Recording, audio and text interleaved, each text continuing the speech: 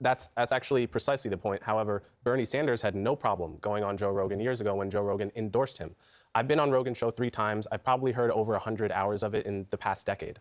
A decade ago, Joe Rogan was a Bernie Sanders supporter who would get emotional talking about how important it is to legalize marijuana, who would get emotional talking about how important it is to get Christianity out of politics, in particular on the abortion issue, who had a host of left-wing opinions, including about healthcare.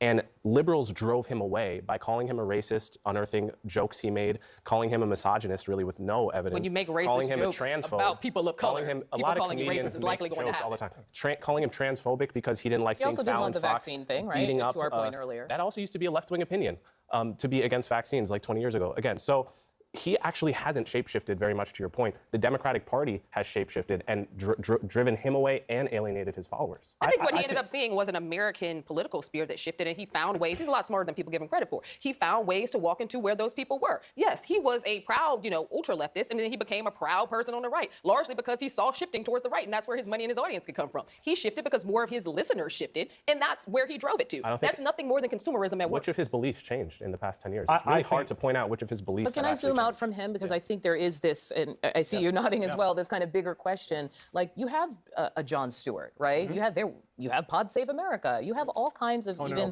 the late night, television brigade. They're all left on the late night shows. I think what he said to me, what rings true about this whole concept of finding the liberal Joe Rogan is, he said, inauthentic. And when you talked about what Kamala Harris did in this campaign, knocking on doors, doing it sort of the traditional way, right? Raising tons of money. But there's something about Donald Trump, whether you like him or not, or Joe Rogan or whomever, they are authentic. Right. Totally And that comes through to people. And when you're trying to get your message out, whatever that message is, you have to be authentic. You And I can think be they missed authentic, it. though,